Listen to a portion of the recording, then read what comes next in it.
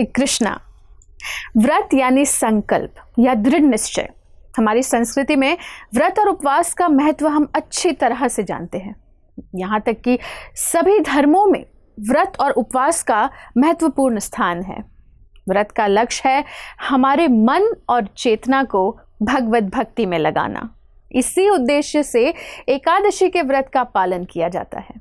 तो आज हम ज्येष्ठ मास के कृष्ण पक्ष में आने वाली अपरा एकादशी के बारे में चर्चा करेंगे।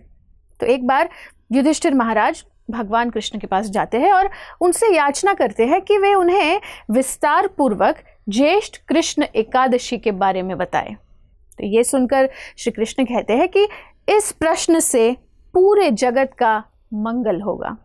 वे बताते हैं कि ये जो एकादशी है ये बहुत ही सुंदर वरदान प्रदान करने वाली है। ये अपरा एकादशी अपार धन देने वाली एकादशी है। जो व्यक्ति इस व्रत का सख्ती से पालन करते हैं वो पूरे संसार में प्रसिद्ध हो जाते हैं। इस व्रत के प्रभाव से ब्रह्म हत्या, दूसरों की निंदा, दुराचार आदि सब पाप दूर हो जाते हैं। यहाँ तक कि परस्त्री गमन करना, झूठी गवाही देना, झूठ बोलना, इस तरह के घोर पाप भी पूरी तरह से नष्ट हो जाते हैं। रणभूमि से भाग जाने वाला क्षत्रिय, कि गुरु की निंदा करने वाला शिष्य, ऐसे पापी व्यक्ति भी अगर इस अपरा एकादशी का पालन करते हैं तो वे आध्यात्मिक लोक में जाने के अधिकारी बन जाते हैं। पुष्कर नदी में कार्तिक पूर्णिमा में स्नान करना और गंगा नदी में पितरों को पिंड दान करने से जो लाभ मिलता है वही लाभ अपरा एकादशी के पालन करने से मिलता है। तो इस एकादशी की कथा कुछ इस प्रकार है। प्राचीन काल में एक महिध्वज नाम का पुण्यवान राजा रहता था, लेकिन उसका जो छोटा भाई था वज्रध्वज, वो बहुत ही क्रूर और अधर्मी व्यक्ति था। अपने बड़े भाई से वज्रध्वज बहुत ज़्यादा द्वेष करता था।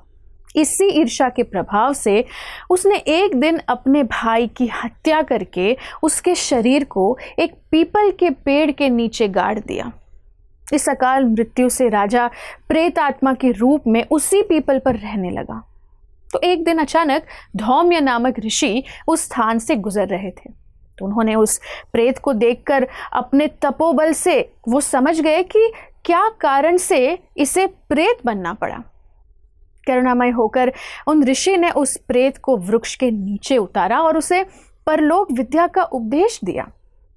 वे ऋषि इतने दयालु थे कि उन्होंने उस राजा के प्रेत शरीर से मुक्त करने के लिए स्वयं अपरा एकादशी के व्रत का बहुत सख्ती से पालन किया और व्रत का सारा पुण्य उन्होंने उस प्रेत को अर्पित कर दिया।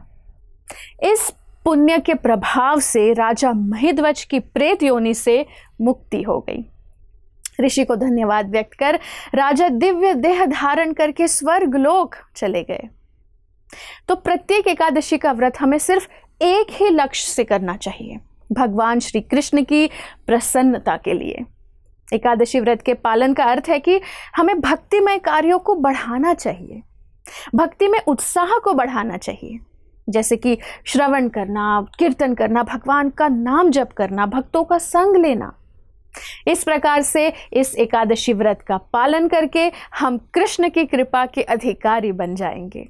तो अपरा एकादशी के इस महत्वपूर्ण अवसर को व्यर्थ ना जाने दें।